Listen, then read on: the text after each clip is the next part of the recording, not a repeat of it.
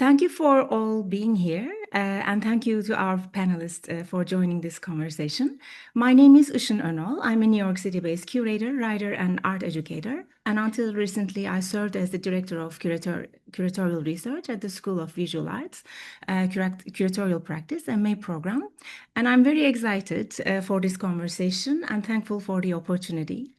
I want to begin with, or by briefly explaining why I wanted to frame this panel around practice and what I hope we can collectively open up today.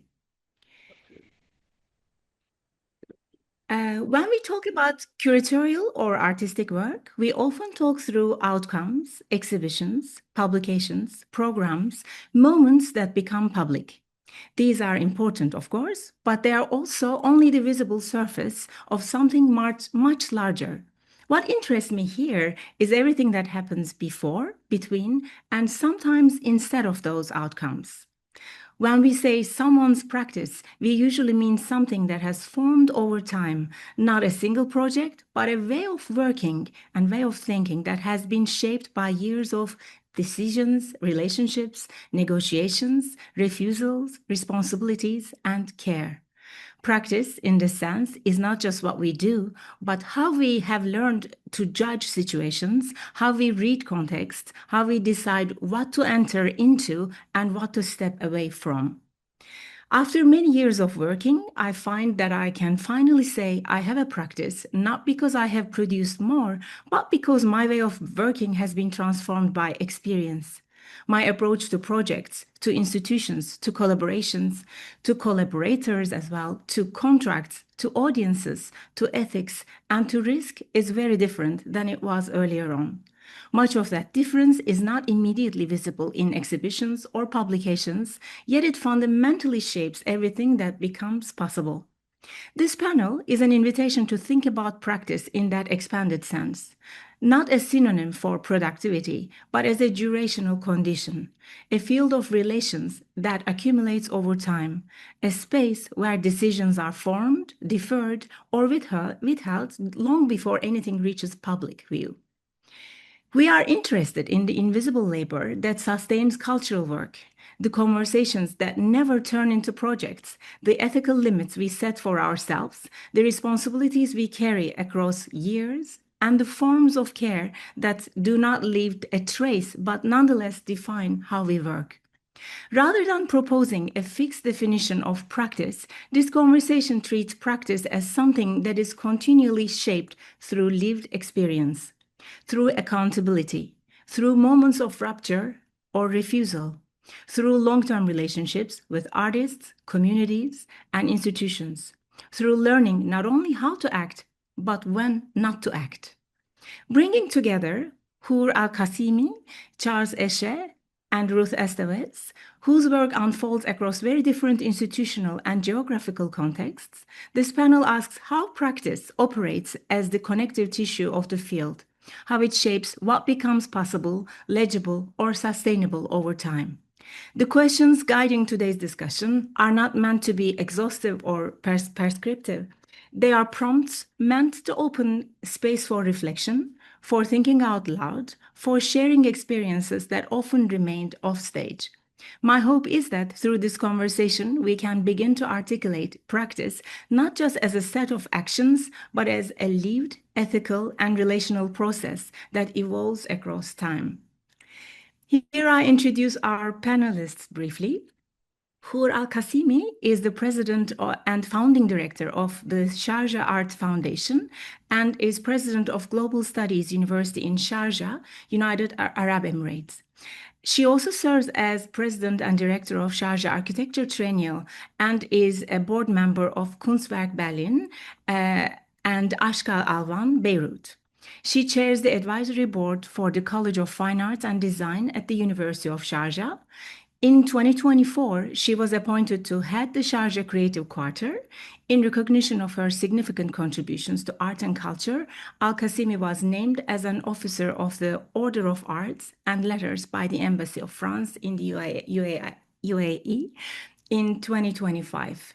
She is the artistic director of 25th Biennial of Sydney, Rememory, opening in March 2026. Charles Esche the former director of Van Abbe Museum, is a writer and curator based in Amsterdam, currently joining us from Paris. His work focuses on decolonial thinking, exhibition histories, and the role of contemporary art in shaping new forms of global dialogue. Esche is an advisor at the Jan van Eyck Academy, Maastricht, and a professor of contemporary art and curating at the University of Arts, London, where he's a founding editor of the journal After All, works on After All's exhibition history series, and is a member of International Association.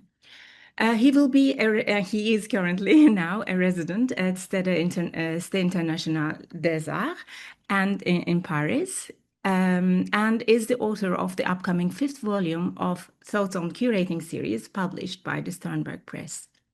Ruth Estévez is a curator, educator, and set designer. She currently serves as co-director of Solkhagen, you should correct my pronunciation in that, School of Painting and Sculpture, whose work spans performance, architecture, and experimental exhibition making. Previously, Estévez was the artistic director of Amand, an alternative art space in Brooklyn, between 2020 and 2023, senior curator of the Rose Museum Art at Brandeis University, just before that, and co-curator of the 34th Sao Paulo Biennial in 2021. She is on the faculty, together with me, of MA Curatorial Practice Program at the School of Visual Arts here in New York. So to begin with, after all these biographical introductions, I am curious to go a bit deeper.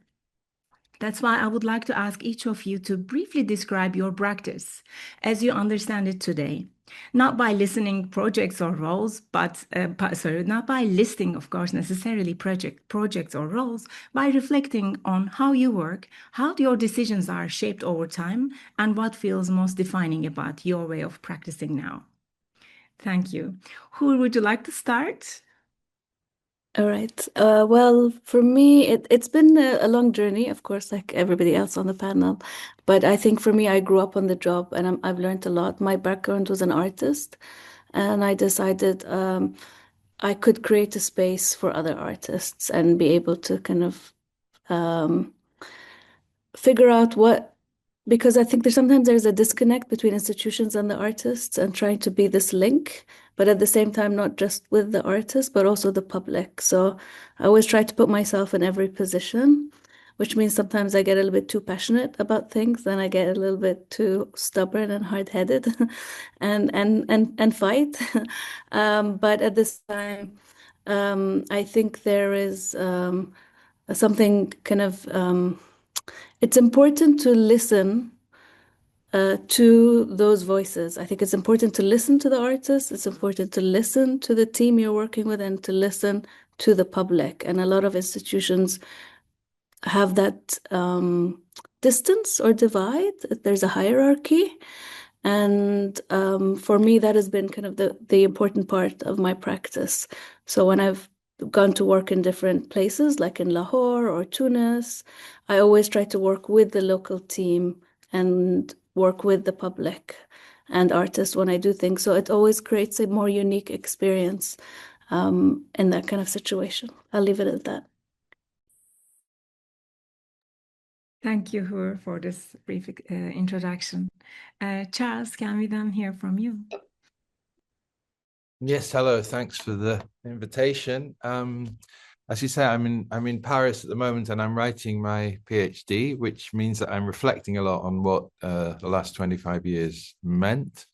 I suppose one of the things that I'm asking about is the question of scale. I came from working in a museum, being nominally the director, though I never quite knew what that meant, but working in an institution with quite a big team, and also doing biennales like in Sao Paulo, which Ruth also did, and things like that, which also is quite a sort of massive operation.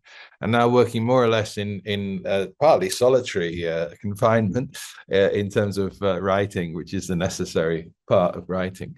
But also working in a project in Romania where we've bought land together. So we've actually using our own resources. So I was overpaid when I did the job at Van Abbe, so then I could save money, and that allowed me to do this. And that means that we're kind of have a different sense of literally of ownership, but also of sort of commitments to the project and buying actually land, but trying to build quite a small scale organization called the Experimental Station for Research into Art and Life, from the ground up, literally from the earth upwards.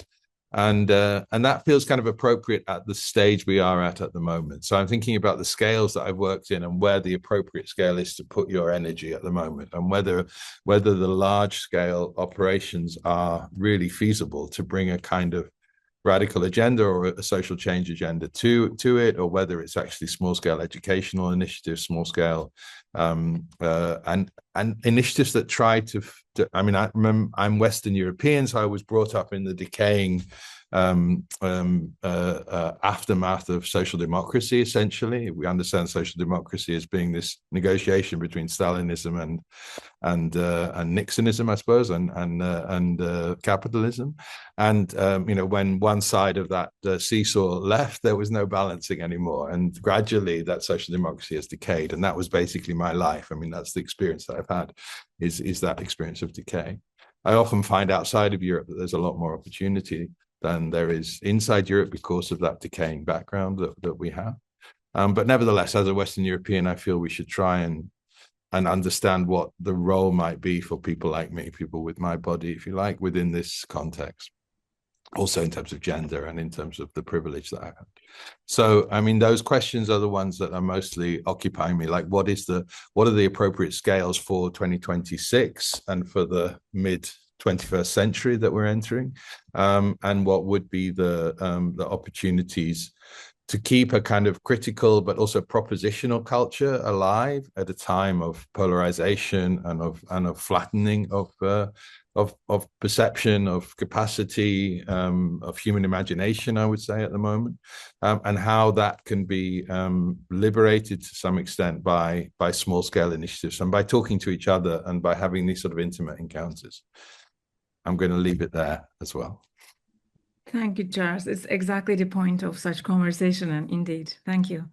Ruth, can we also hear from you?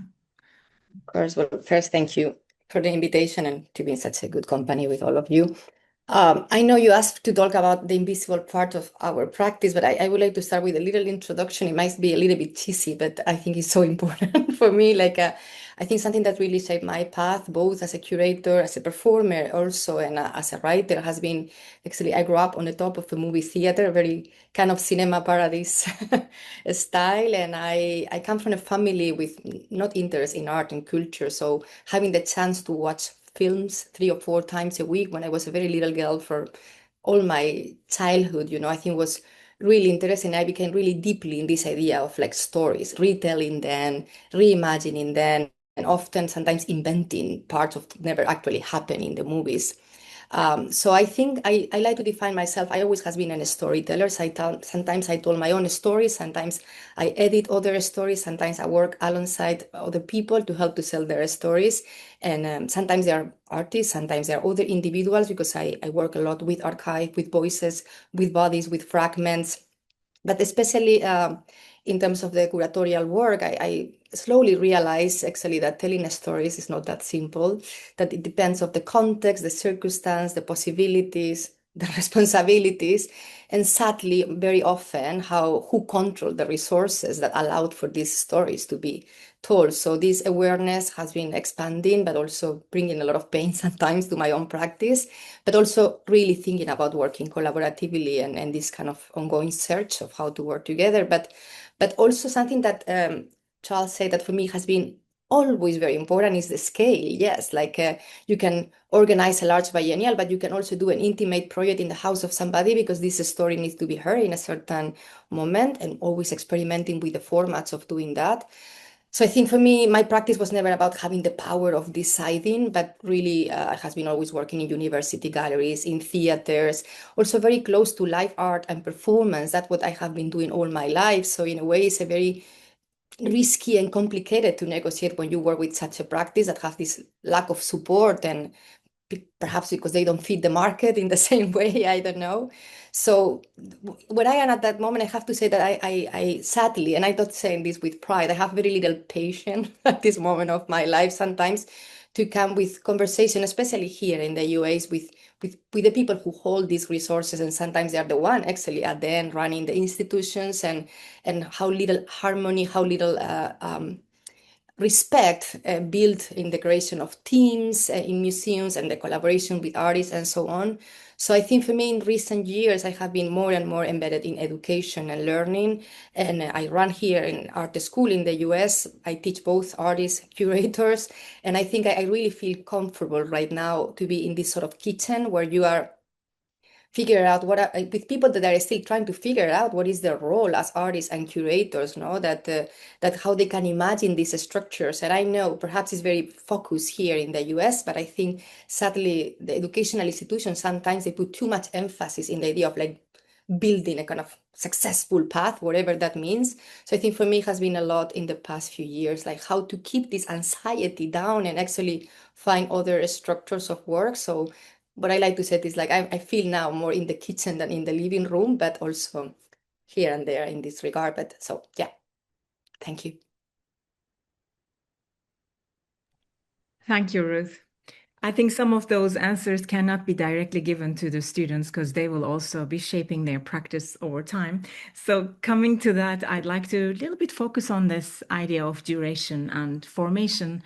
So looking at your work over time, what is something you now do almost instinctively that you could have not done earlier in your career?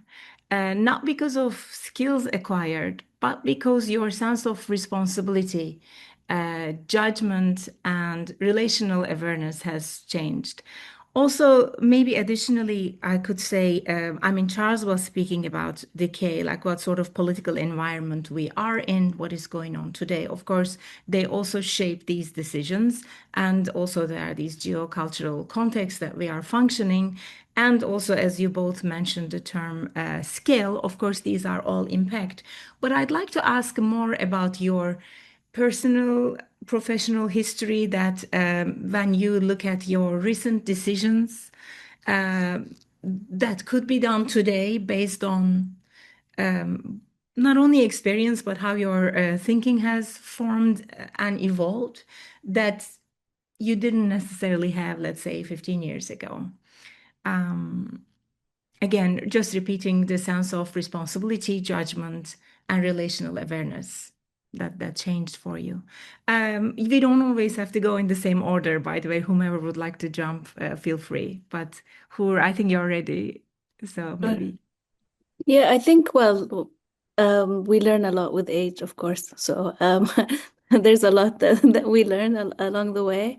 I think for me, so I run many institutions, and I realized, I'm pretty good at putting teams together and empowering people. I really like creating space for other people, but also listening. I have a habit of just, copying everybody in the emails and saying, what do you think? But I think for me, I like to make decisions collectively. I think it's very important. And I've learned from my experience at Sharjah Biennial. I started at 22, just by accident. So it was just kind of experimental at that time. But for me, I learned that you need to empower people in different positions to able to help you grow as well. So now at Sharjah Art Foundation, we are about 300 people. At the Architecture Triennial, we're a bit less because Sharjah Art Foundation helps out with install and things. So it's also about what you're able to create in terms of infrastructure.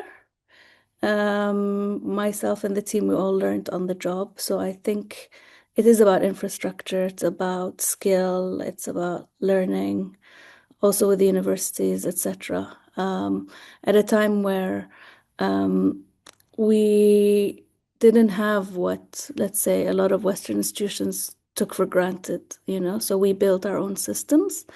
And at the same time, we take what we want from kind of the Western canon, but we create our own at the same time.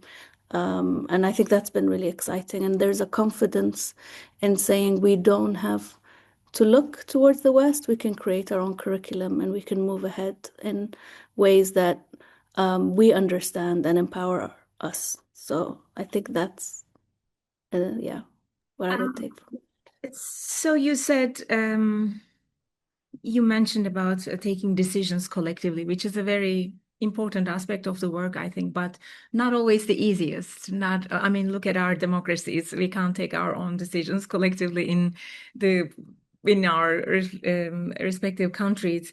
Can you tell a little bit more about how you do that, like your methodologies, what changed that you can actually do it?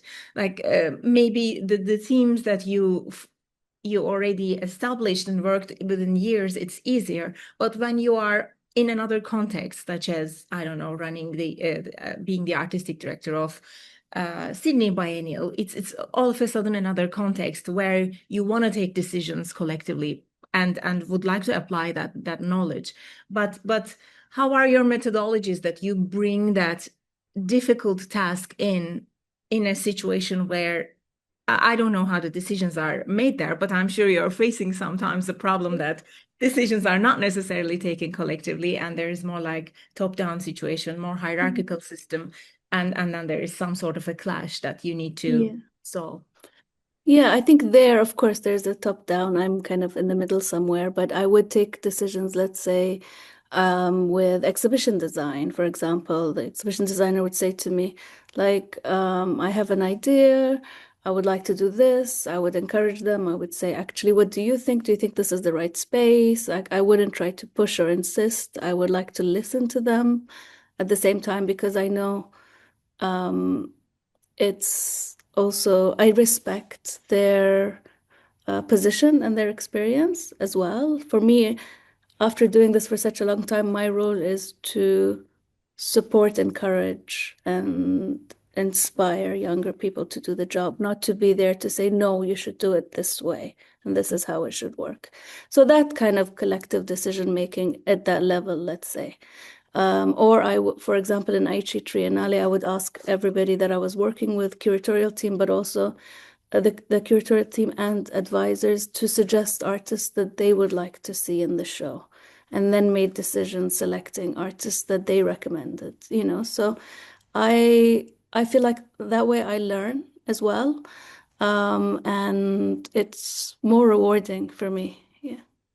This I completely understand. I'm sorry for forcing you there, but before moving to others, I'm trying to get the answer particularly based on this idea of duration. What formed your practice? Like, how did you arrive to this point? Like, maybe some of these decisions or some of these methodologies you wouldn't be able to apply 15 years ago, right? So in time, you develop that, you move towards that, and now you can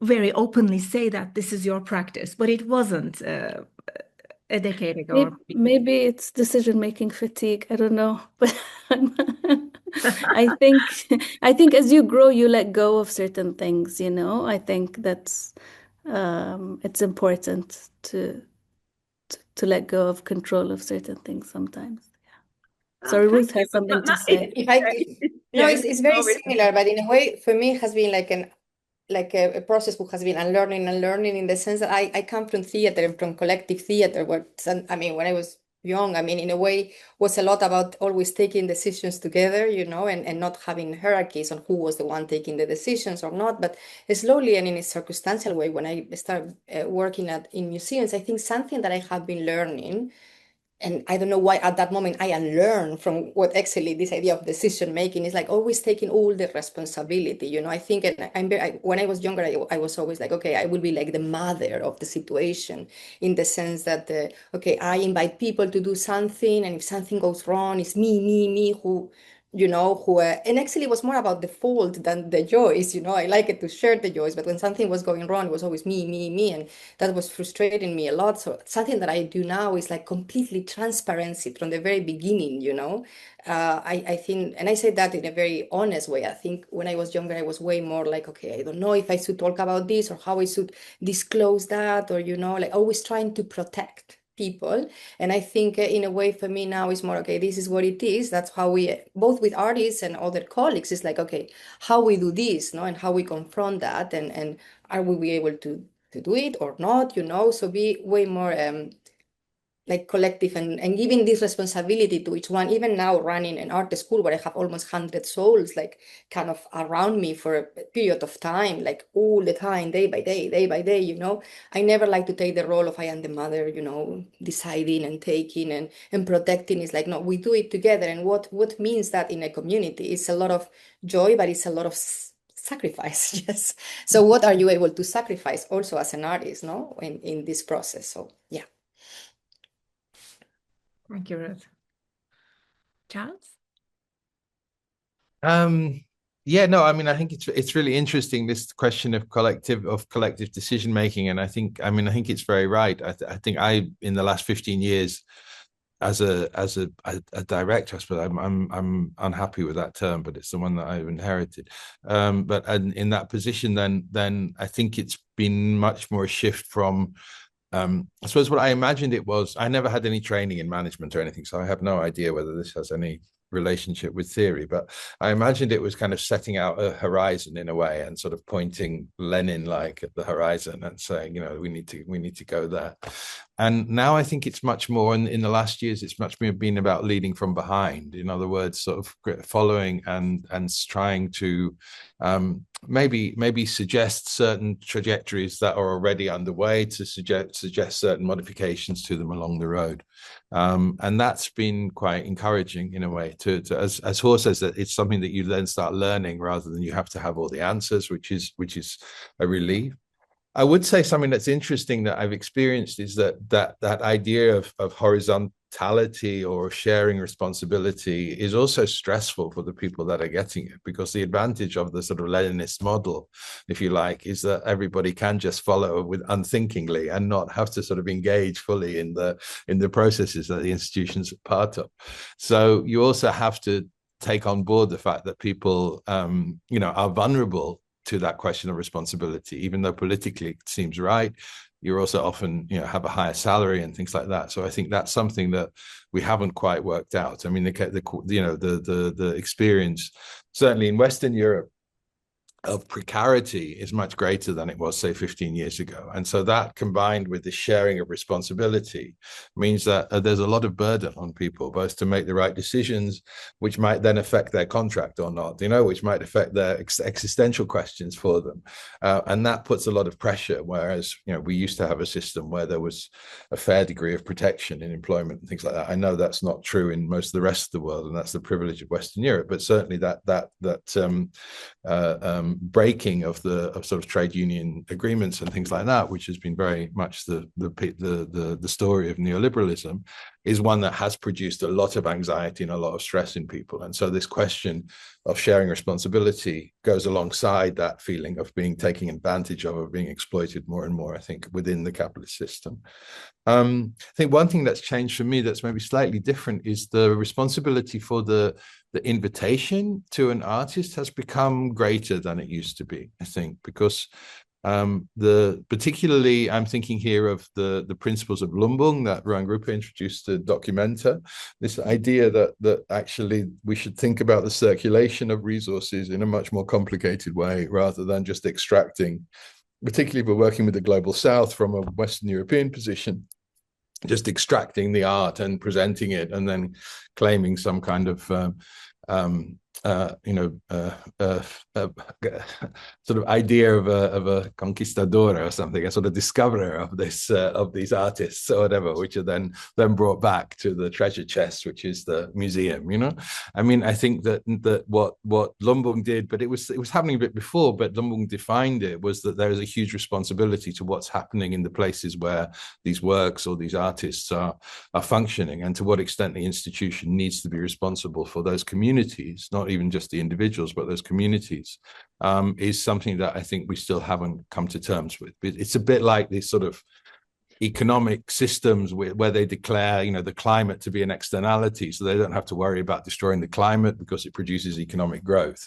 And we have a kind of cultural growth in the centers, So, you know, the way that, I don't know, MoMA in New York or the Tate, you know, is including so many more discourses without changing its fundamental discourse. You know, the Picasso stays, but then gets, you know, Wilfredo Lam gets added onto Picasso, but Picasso doesn't move in a way.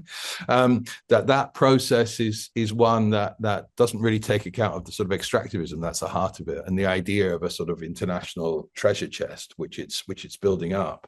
What does it leave behind in those places where it's taking the work from? You know, what's happening in the Cuba of Wilfredo Lam, if you like, in the process of putting him alongside Picasso. So those questions, I think, are ones that are not fully resolved, and they obviously require different kinds of resourcing. I mean, then every invitation suddenly becomes much more expensive, and we're all working with limited budgets. But we need to understand then, what does that mean? That we issue less invitations, which means that we're involving less people, or that we try to increase the budgets, but who do we go to the oligarchs? Or do we understand that we need to really break the Picasso mold and maybe sell the Picassos in order to do it? But I mean, there are different options there. But I think that those are questions that are coming, it feels to me. But do you, for example, now starting a new, let's say, large-scale project with these questions, are there certain, Small like, scale. what do you do? What do you do about this right now? Like, how does this shape basically the way you think? I mean, maybe you can do I mean, one of the last things we did at the Van Abbe Museum was work with a community in Central Java in Indonesia, who are building also a local museum. It's a very interesting project where they're sort of claiming indigenous cultural rights, which are recognized in Indonesia, partly as a result of Dutch colonialism.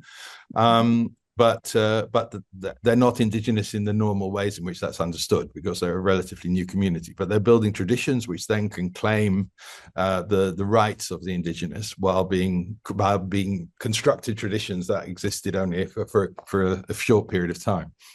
And they're setting up a museum in order for those traditions to be held. So we're then funding the existence of the museum as part of the project. So over the next 5 years, I hope it's going to continue. I mean, I think it could change, but the setup was a couple of years ago that we would fund on an annual basis some of the activities that are going on there. So that's maybe one example. I think for within Romania, it's a small scale. It's not at all a large scale thing. It's really and we're at the sort of planning the infrastructure stage at the moment. But I would hope also that, you know, within a kind of decolonial thinking or whatever, we would understand that these relationships have to be equalized, and we have to think about whatever funding that we get, we have to work with that with a different kind of responsibility than the past. Thank you. Before we jump on the next question, can I say something quickly? Yeah, sure. Very quickly, I mean, as a sort of a study case, if we can say it, I know that we will talk about to put names or not names, but I mean, it's fine. It's okay, we can say things. So at this point, I remember, for instance, a good example of what you were saying, both of you, is also like when the Getty did this initiative of Los Angeles, Latin America, the LA, who was a huge project, a lot of resources involved, you know, hundreds of exhibitions in Los Angeles about Latinx and Latin American artists, you know.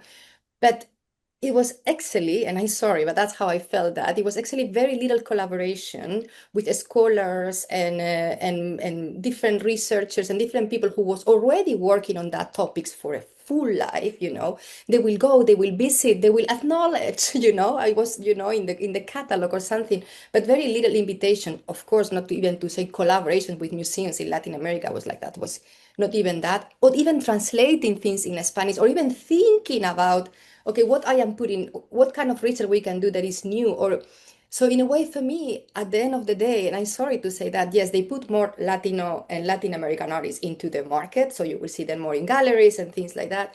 But in terms of like, okay, what you are doing about the history and the knowledge from certain regions is like, okay, they are there, we go, now we exhibit in LA, you know, wow, these are all these amazing artists here, but at the end, you are not including this kind of scholarship or this kind of curriculum in the universities.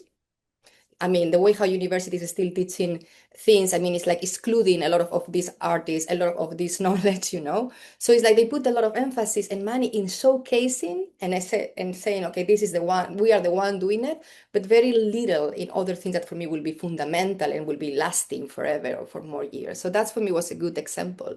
I don't know, but again, it's my humble opinion. I think it's a great example, and Correct. but I mean, I think there will be a lot of other problems to address, and I'm really happy to stop there and get your opinions or how you dealt with certain situations as as a response. Please feel free to jump in. And at this point, I also would like to tell our audience that because we will be changing subjects, if you have any questions, just feel free to jump in. We may not be able to respond immediately, but before you forget your question, you can already put it there in the Q&A section for us. Then I'd like to a little bit think about decisions.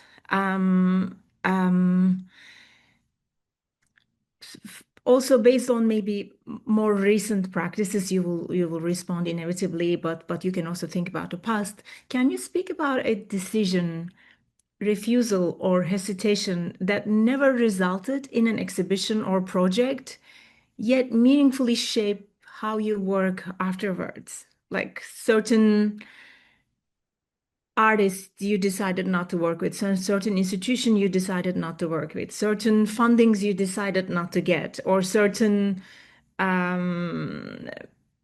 conversations, negotiations happened. Eventually, it didn't turn into something visible that you had the chance to, I don't know, present, but it actually did shape the way you think about those things. Some of the examples you already gave, but I just wanted to think a little bit more based on examples on how your thinking changed, your practice changed based on those experiences. Did anything comes to your mind immediately about this? I think, I mean, all of us more and more are aware about different funding bodies and who's supporting this and who's supporting that. And I think that really helps in the decision making. I think people are talking to each other, people are listening, trying to understand, is this money connected to weapons or military or pharmaceuticals, etc. So I think people are more aware, which is important. I'm sure all of us had moments where we rejected certain funding or rejected working with certain institutions. Again, we won't name names, but there are many. Because at the end of the day, it's if you're just looking for the money, that's one way to go. But if you're trying to build an institution based on values and ethics, you try as much as you can to make the right decisions.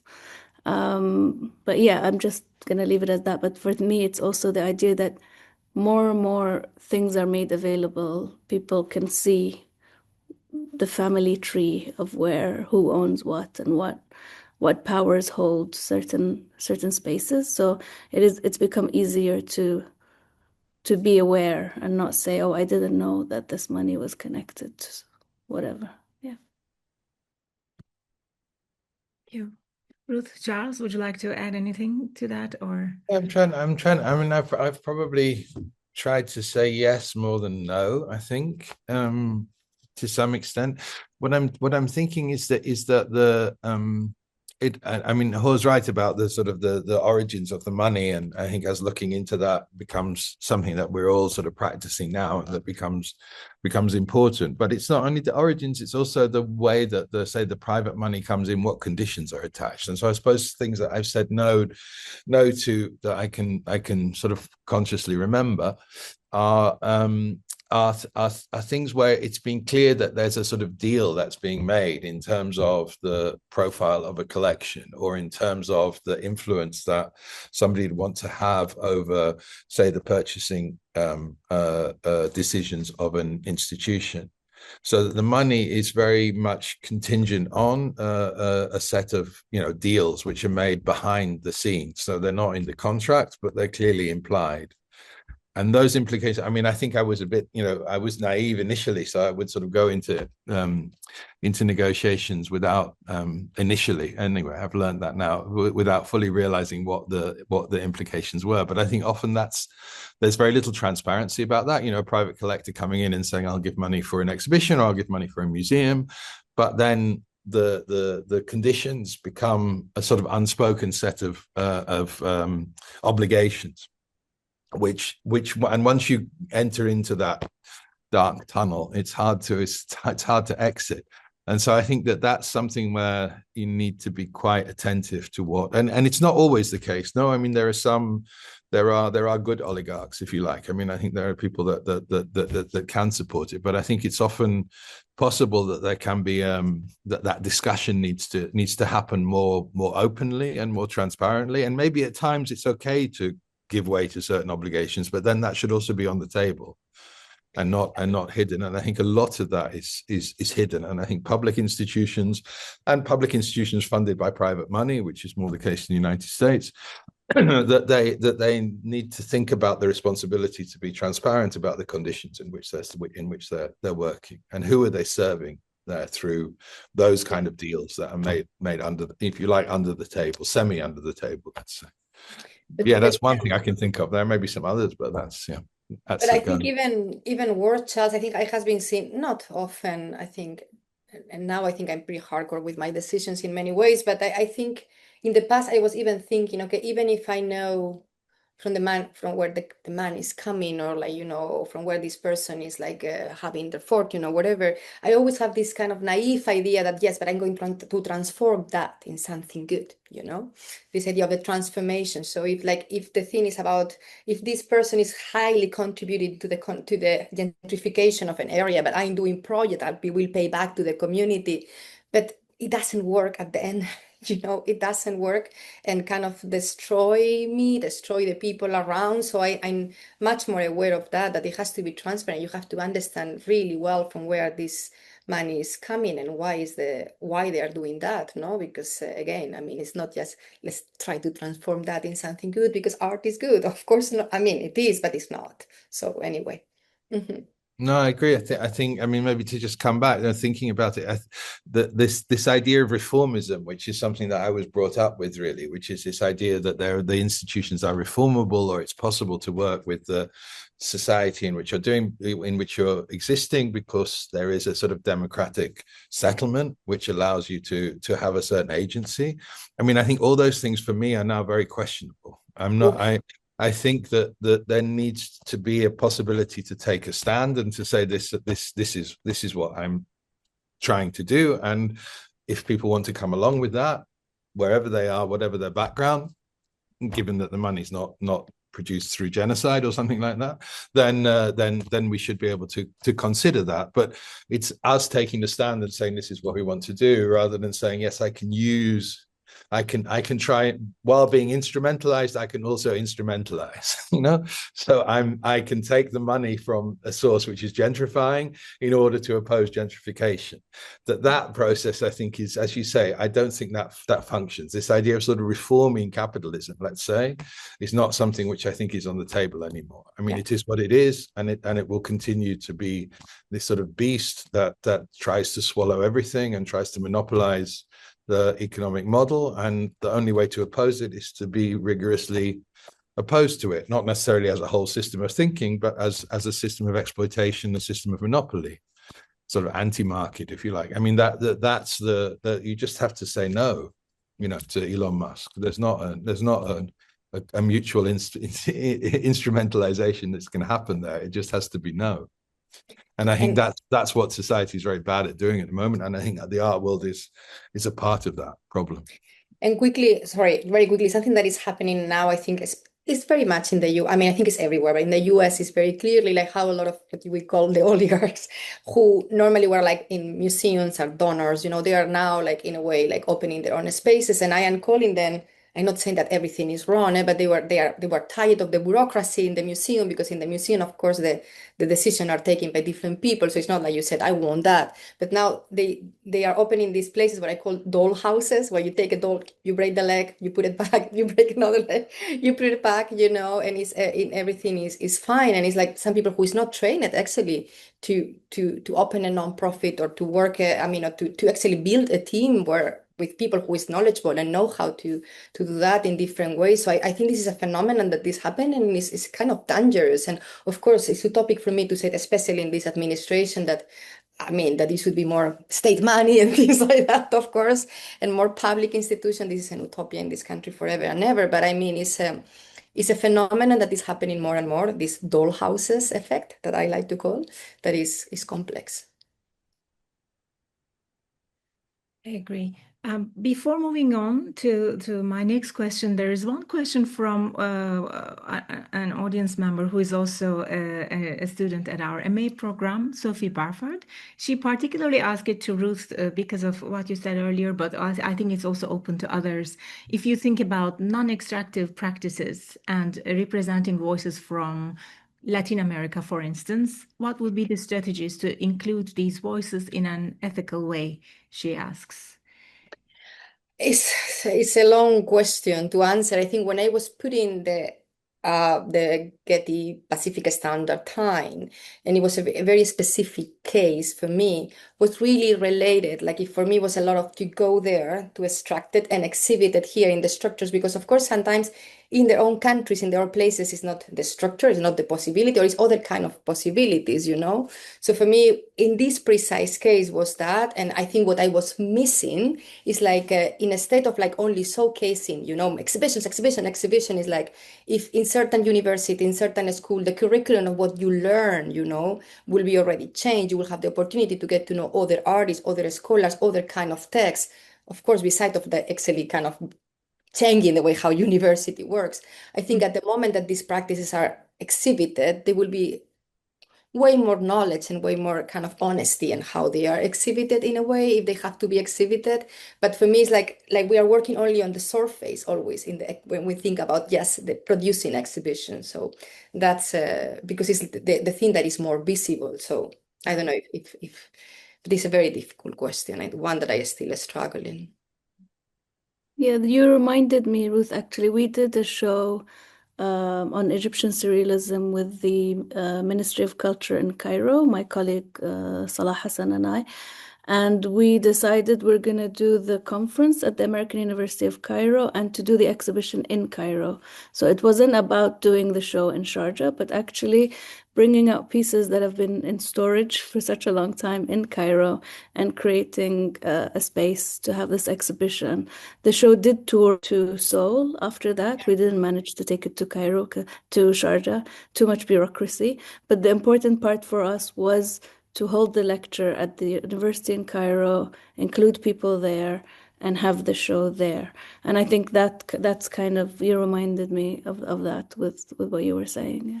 And quickly, the archives, I think for me, has been always very important. There are a lot of institutions in the US, now less because there's no money for anything either, but they will buy the archives of certain artists, because of course artists, they need the money, they sell the archives, and the archive is like coming here, and of course they are the resources to do things, but the knowledge will be produced from here, not from there. And as we know, knowledge is power. So in a way, it's like, for me, it was always, if you buy an archive, could be in both places. I mean, perhaps they keep the original one and you have a copy, or how this should work. No, it's not only, oh yes, I have the money in my institution, this archive is going to be amazing because I have the technology for doing that. But again, the production of knowledge will be from there and not from the original side. So it's important. Yeah, I'm reminded that the Conceptualismo del Sur that was done with Reina Sofia in Madrid, where they actually digitized the archives but left them in place. Mm-hmm. And that was completely opposite of the Getty, which would come and just gather everything and ship it off to Los Angeles. So there are, that would be a different model where it was possible. Obviously, the difficulty was that there was less resources for the organization in Latin America, in this case, rather than this sort of purchase model, which then which basically ended up with the copyright and everything going to the Getty. And this was more about a shared copyright and things like that.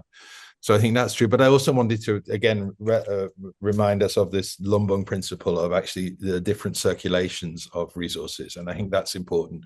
And maybe this circulation of resources is also increasingly important, that it's not only a one-way traffic, which is the sort of the MoMA model of just extraction and the treasure chest in New York, but it's not also the model where the resources simply go somewhere else and then disappear, but actually that they, if they can produce a surplus, which most economic activity does, an excess, then that excess can be recycled onwards, and you sort of build hopefully a virtuous cycle where there are different moments of excess and different moments of scarcity, and that they are sort of balanced out within a network. And I think that was what the Lumbung was trying to propose, and I think that's something that could be important. So what would happen if that Latin American process then connected with an African process or with processes in other continents? These concrete examples are actually great for us both to address the questions, but also thinking about some solutions.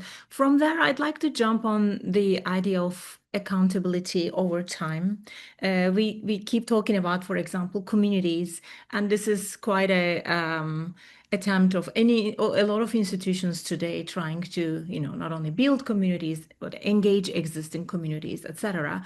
But institutions have their own agendas and budgets and deadlines and timelines, and communities work in different ways. But accountability over time is also about how we work with institutions repeatedly with same artists, communities, and in similar contexts. So again, thinking about your practice, and I would really appreciate these kind of concrete examples because they're extremely helpful. How do you think about risk, care, and also consequence in your practice? Well, what happens after engaging or building communities, and your attention shifts, your budgets, etc.? Everything changes, your timeline changes, or the institution's attention changes. Topics change, and then what happens to those relationships?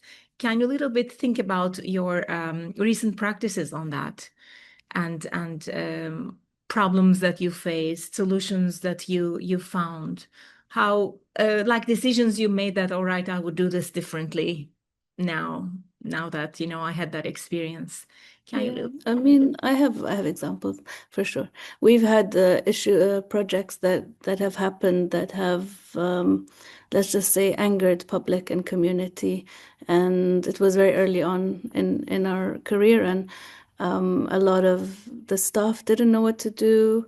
We had to say that not one person is to blame, we're in this together. But at the same time, it made us realize we're not listening to our community and our public. And if then who are we doing this for? We're a government institution in Sharjah. So we have, luckily enough, like salaries and all of these things are number one in our agenda. So in COVID, we postponed a lot of shows because we don't want people to lose their jobs, so we're lucky in that sense. But at the same time, we are accountable, and we have to report our annual report so that we can get a budget every year. And one thing is, of course, the engagement with the community. So that opened our eyes. We learned from our mistakes. We listened to the community. We started thinking, is this just an art space that could be anywhere in the world, or we are in a place with people who have specific sensitivities or cultural practices, and we need to engage in a more approachable manner rather than offend and shock and then end up being this little, art community that doesn't care about anyone else. So I think that was really important. We learn, from our mistakes in that sense. And what has happened over the years, that some of these children who came to do workshops with us are actually giving tours to everybody who comes to the biennial. They're running, visitor services, they're running the shop, they're doing, children's workshops, but they actually came as children to the foundation, and then came and, worked with us part-time after school, and then grew up. So for me, I feel like I'm learning from them as well because they are part of that community. And we learn from our mistakes. You know, we all take risks. Sometimes they're good. Sometimes they're a backlash. But for me, I think it was a good lesson for us. Definitely. Yeah. Thank you, Hoor. For me, I mean, this is a very global, I don't even know if define it as a community, but I have been all my life very devoted to the what we can call the people working in performance and live art and because it is a sort of community somehow.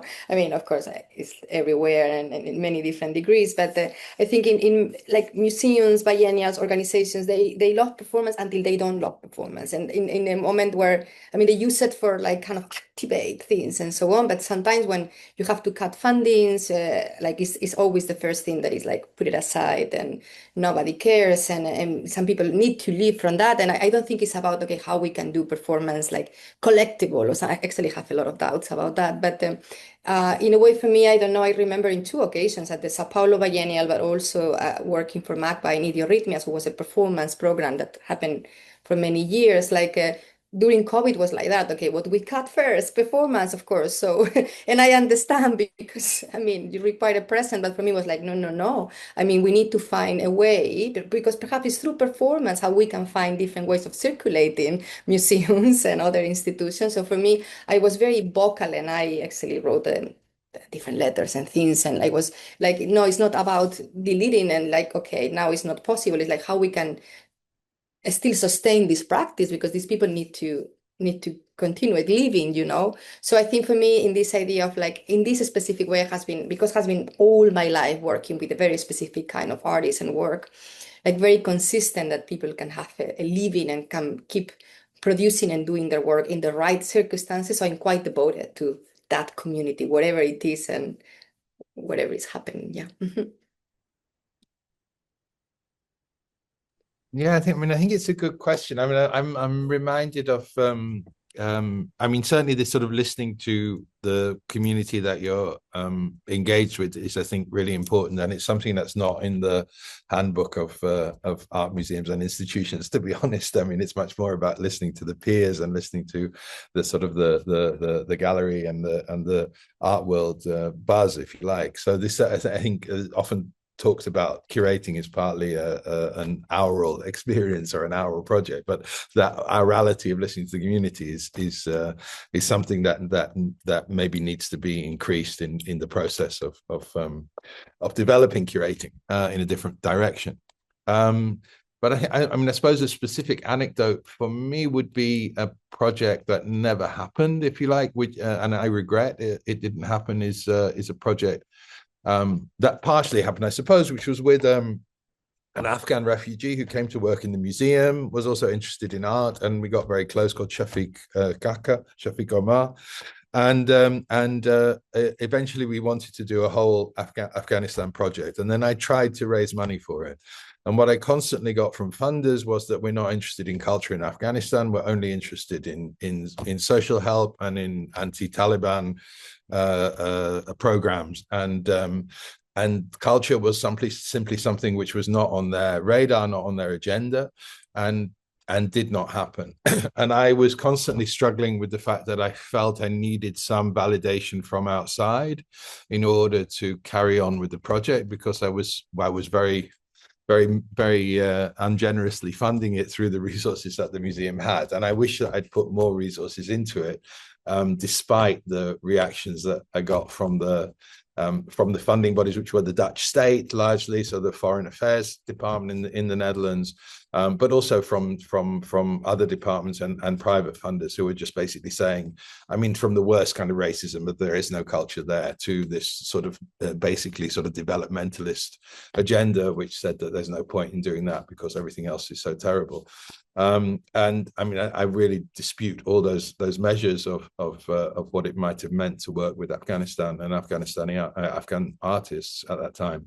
But I regret not having the courage of my convictions, I suppose, and just saying, no, we're going to put substantial resources into it and make it happen. And we did some of it was achieved, but it's worthwhile to see that you're kind of subject sometimes to the affirmation and the confirmation by certain funding bodies, also in the face of your colleagues who think, well, why are we doing this? And then you say, well, we've got some money for it, so that's the easiest argument to win people over. And I never managed to get that argument in, and I should have been stronger in just saying, no, this is important. This is more important than also listening to the local public, because this is the local public actually, because there were a lot of Afghan origin people in Eindhoven. Thank you, Charles. Actually, very important point. From there, I think it will be also interesting to jump to this question on labor. And I have actually multiple angles to that, so feel free to take it from any of those angles. So on the labor that defines practice. So it's about your labor, but it's also of collaborators. So one aspect is that which forms of labor most strongly shape your practice today, even though they rarely appear, again, in exhibitions, text, and public narratives. Again, it is perhaps about the invisible labor behind it.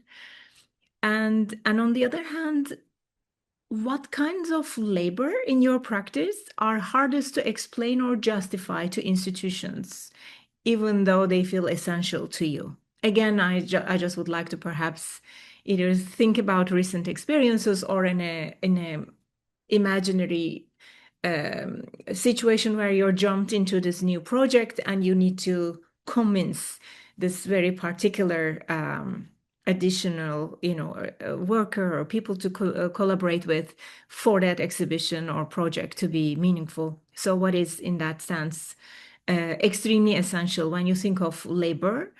And also the offstage labor, again, like which part of your practice require the most time, most care, and emotional and political energy, even though they leave very little trace in exhibitions. Like what looks like so difficult in the exhibitions, perhaps installing that huge thing, but I think what takes more energy is even dealing with those little situations and negotiations, etc. So if you can think of some concrete examples of this idea of invisible labor or very little visible labor, it would be great.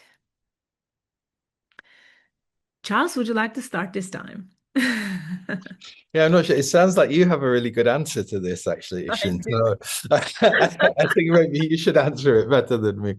But I think, obviously, the increase in precarity in the privileged conditions of Northwest Europe has been something that's meant that labor has become, more and more of an issue, and questions of exploitation or self-exploitation, which is often part of the artistic field, no, to actually work yourself to collapse or whatever, because you're committed to the idea, particularly in smaller organizations, is something which is not discussed enough. Like this sort of need to protect somebody from themselves to some degree, and how would that be managed? That's something which I think is important. We obviously have codes of conduct and basic rights in terms of sort of artist fees and things like that, which have been established in the Netherlands, and that's something that I think does give a certain amount of or reduces the amount of self-exploitation by an artist, for instance, making work and showing it in a space which they get absolutely no money for, just because of the sake of visibility. And visibility is way overrated, particularly today, I think. So,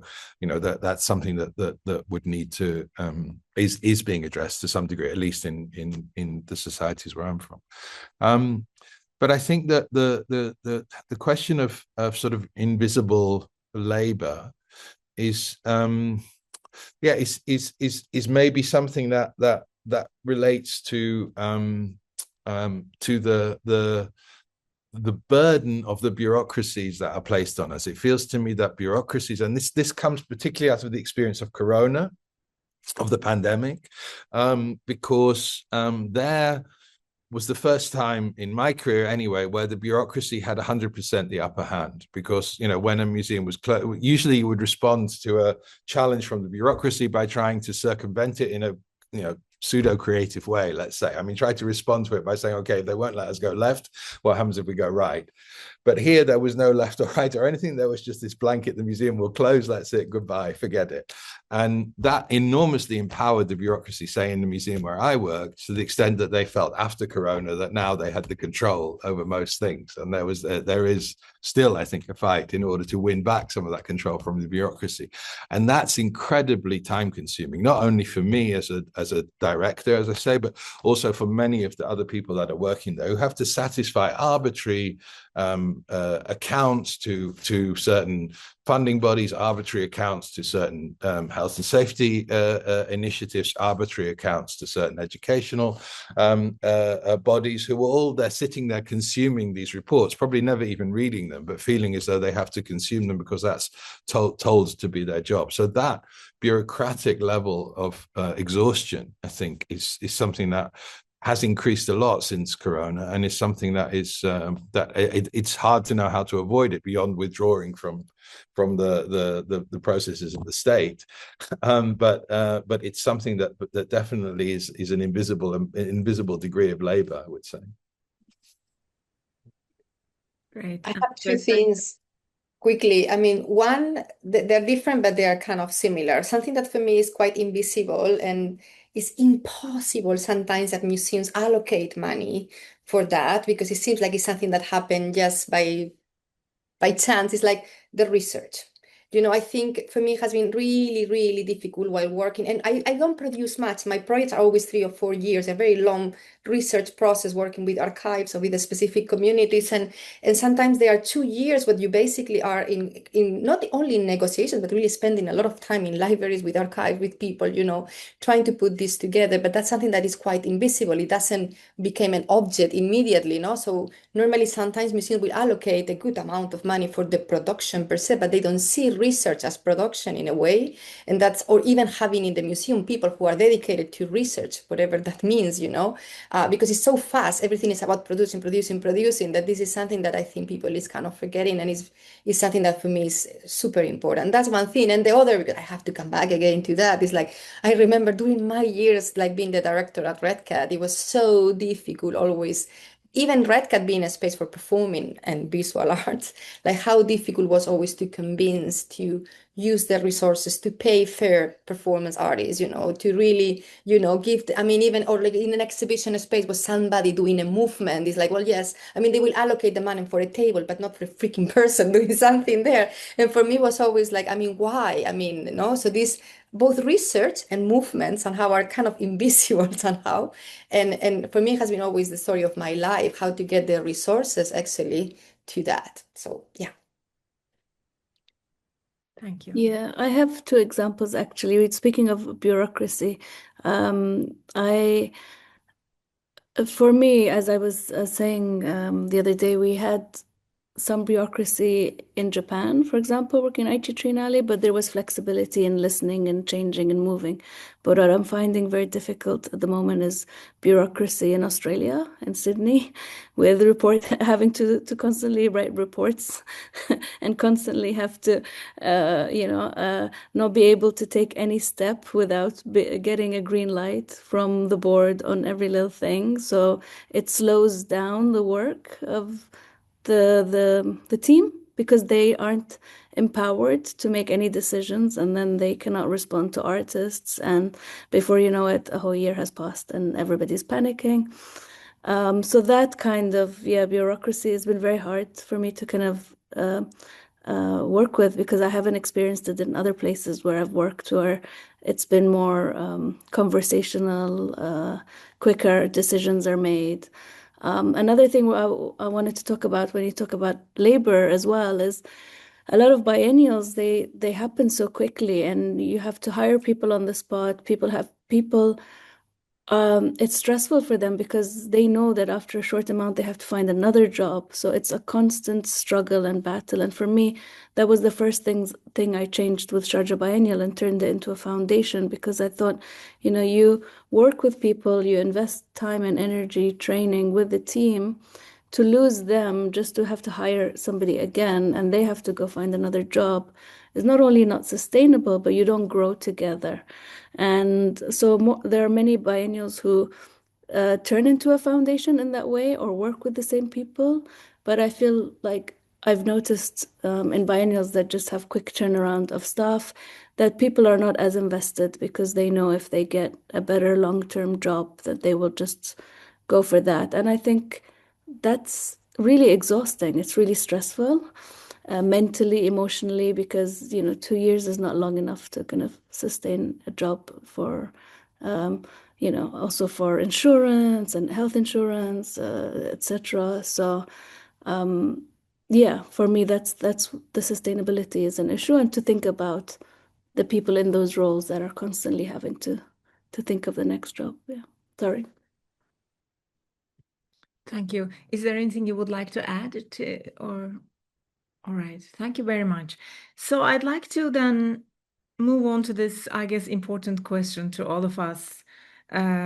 What can exhibitions do in times of witnessing mass massacres, political violence,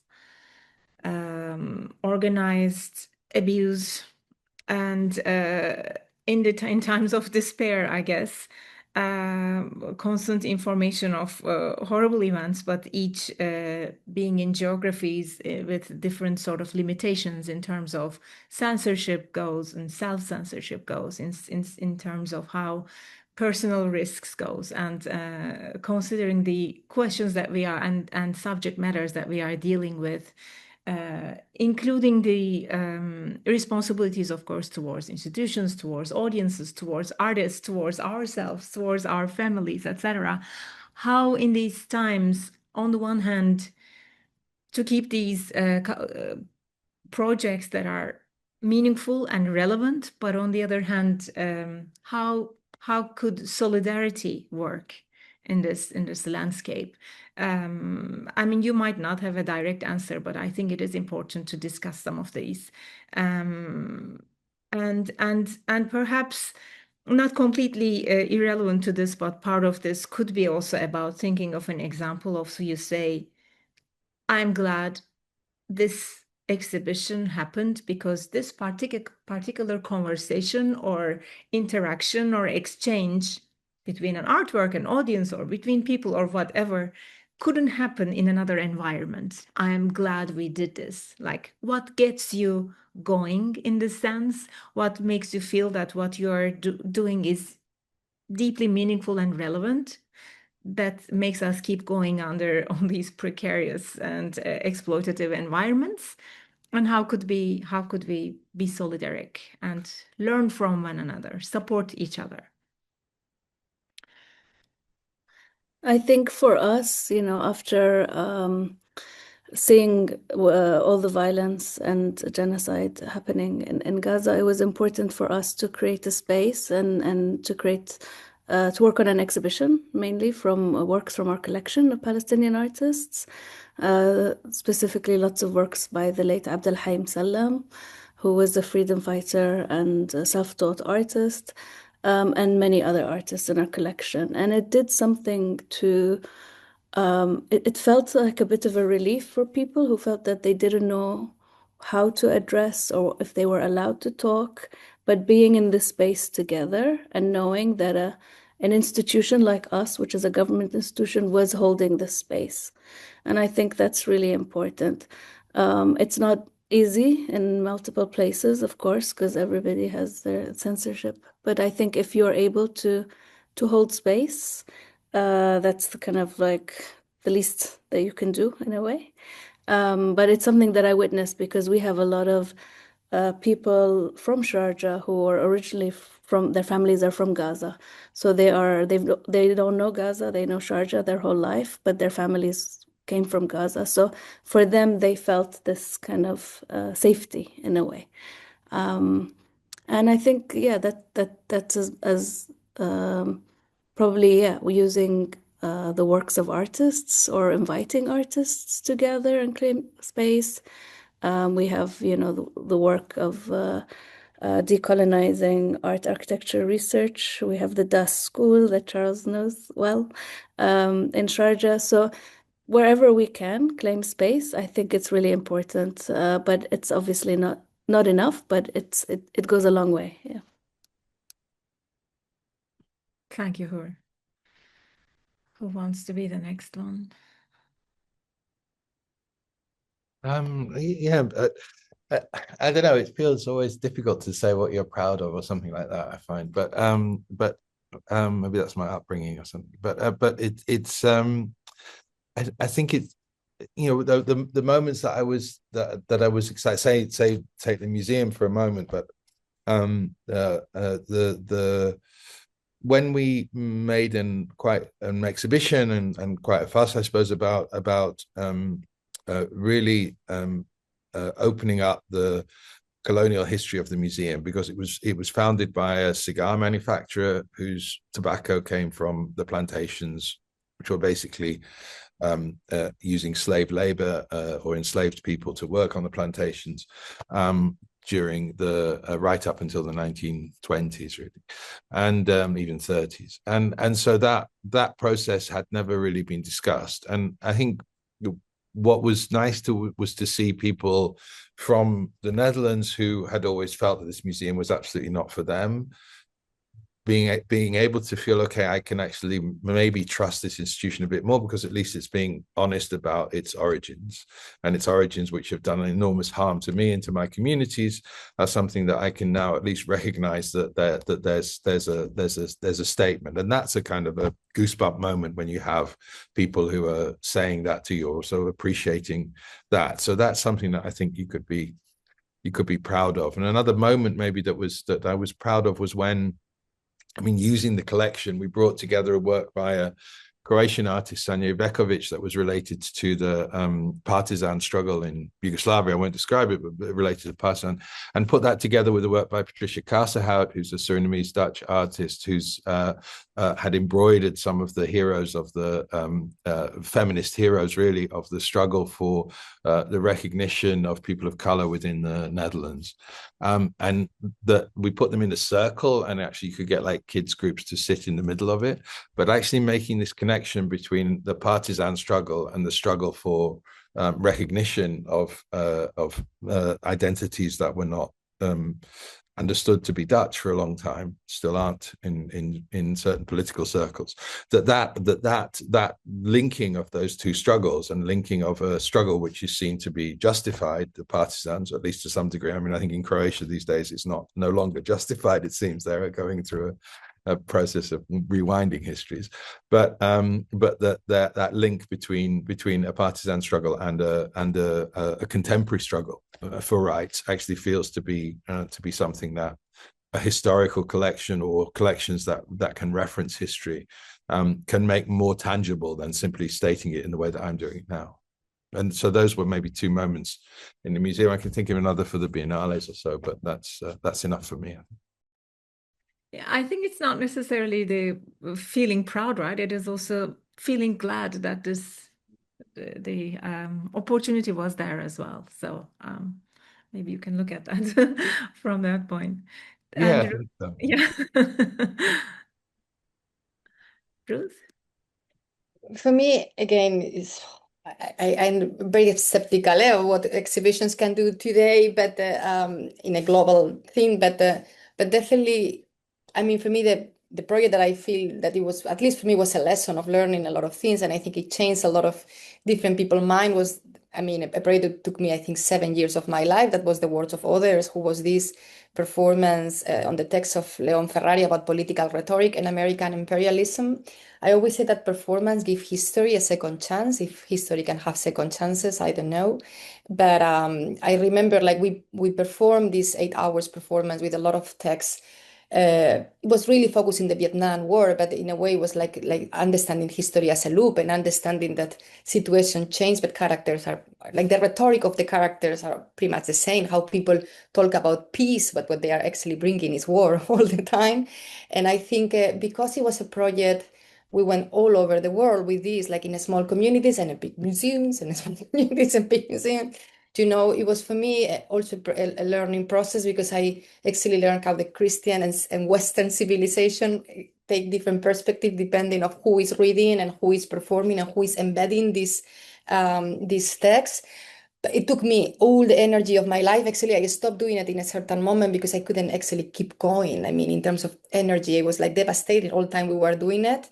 But I think for me was actually, because it was always different people doing it, was different people reading it. It was different bodies embedding this kind of rhetoric. I thought it was a project that at least was meaningful for the ones who were able to perform it, and there were many, but. So that's something. But again, for me, it's a project where I don't know if I have the energy. You know, it's like you put your life. I mean, when you do this kind of stuff. So anyway. Definitely. Does anyone would like to add anything to each other's comments on at this point? So I'd like to ask again to our audience if they have any questions. This is the good moment, because we will wrap up the discussion very soon. These were very meaningful for me, all of your contribution, and I think each one of examples you gave deserve even more, detailed answer in terms of you, for example, Ruth, dealing with archives, dealing with personal memories, dealing with these histories are extremely heavy loaded emotions also there that you undertake, and as you said, it is very energy driving, energy taking aspects, and what you, Hoor, mentioned about all these horizontality and collective decision-making processes, bringing that and creating, opening those spaces, and also as your example nicely put, Charles, all that. So I think there is a lot of like individually we also take up a lot. It is not something I am proud at all, Charles. It is more like a fact that we are all dealing with, and under these precarious situations. So we are trying to defend artists under precarity, but we are also in precarious situations, and both financially and politically, so on. So that's why I think the part of the question was about the notion of solidarity and how to support one another in this field. And I just wanted to ask, as probably this is my last question, if you feel supported enough in this field by your colleagues, by your collaborators, if not, any suggestions, any ideas on this? I think, you surround yourself with like-minded people, right? These are your community. They support you. And I keep always thinking of what Nan Golden said, after her show in Berlin, or at the opening, the more of us there are, the more of us there are. And I think there is some sort of support in that kind of solidarity. It doesn't mean you don't have your individual fights, but you have to always remember that there is a majority that is viewing things in the same way, and I think there is some sort of comfort in that and power in that. I agree also, but I need to say that at least here in the US right now, I don't know, I feel like I has been seeing so many colleagues, both artists and curators and writers, like to fail because they were speaking out about certain things. And I think has not been support enough because people is afraid. People is afraid of lose their jobs or lose their opportunities to exhibit, and it's extremely painful to witness that. At least for me, it's something that I cannot, I cannot handle it very well. And this is happening like really, I think people is like very afraid of many things because again, you will be cancelled and you will be kind of dismissed like garbage. So I don't know. Yeah, fear is one of the great challenges to solidarity, no? And I think, in answer to how do we feel solidarity? I think there are certain groups that are definitely, committed to supporting each other, and there are maybe different parts of the art world, let's say, which are not necessarily in solidarity with each other. So I think the art world is quite divided in that way. But also it makes me think about this old Jacques Derrida book called The Politics of Friendship. And what does that, I think that's something that's very much at stake in the art world. Like, how do we express our politics of friendship? Because often friendship is a way that the art world operates in, but it's more or less a sort of a friendship which is based on mutual benefit. And what Derrida talks about is a politics of friendship that's decided more on a sort of ethical or political basis than on the basis of mutual benefit or the transactional. The transactional is very much, I think, part of the art world's notion of solidarity. You give me something and I give you something else. And solidarity really is based on this idea of not getting anything back for what you give. So there are kind of competing concepts of what solidarity might mean in this. And I think it's only a few people that I've experienced within the art world, really, that solidarity is more in the Derridian sense of a politics of friendship. I mean, it's an interesting discussion. I haven't thought about it for years, that book, but now it brought it up. So it's maybe something to revisit. But I think we could still learn some stuff from these old Algerian thinkers from the 20th century. Thank you. So we have one last question that is from actually Stephen Henry Madoff, the chair of the program, who is nicely actually sort of pushing the subject to a direction that I started with when proposing this panel. Thank you, Stephen, for the question. So I will read that out loud. Just for clarification, he says, based on all the generous thoughts shared about your practices and experiences, since the panel is titled On Practice, how do you see this term practice within the lexicon of such terms as curating and the curatorial, as well as exhibition and exhibitionary? Does the term practice have a distinct definition or is a subset of any of these other terms? Yeah, I can go first if you want, for once. I mean, I suppose when you say practice, then the term that comes to mind is praxis for me, because I think that curators are working in this sort of field, this mediating between theory and the practice of artists. So curatorial practice is always one that's has an in-between quality to it. So not only theory and practice, but also public and artist, also institution and artwork or artist, about desire and realization, conception and realization, if you like, there's a pragmatics of curating which puts it in this field of praxis, I think. So rather than talk about a curatorial practice as something which is then sort of repeated or is learned and then implemented in different circumstances, I think this idea of praxis is more appropriate maybe, and it allows you to be more sensitive to environment and context, but also it puts you in a set of ethical dilemmas often, which are not resolvable, I don't think, but it's necessary, as we were saying earlier, it's necessary to take a stand at a certain point, and to ethics can be expandable, but not infinitely, I would say. And so that question is at stake, I think, in curating. So praxis rather than practice for me. Mm-hmm. Thank you. Hoor, would you like to answer?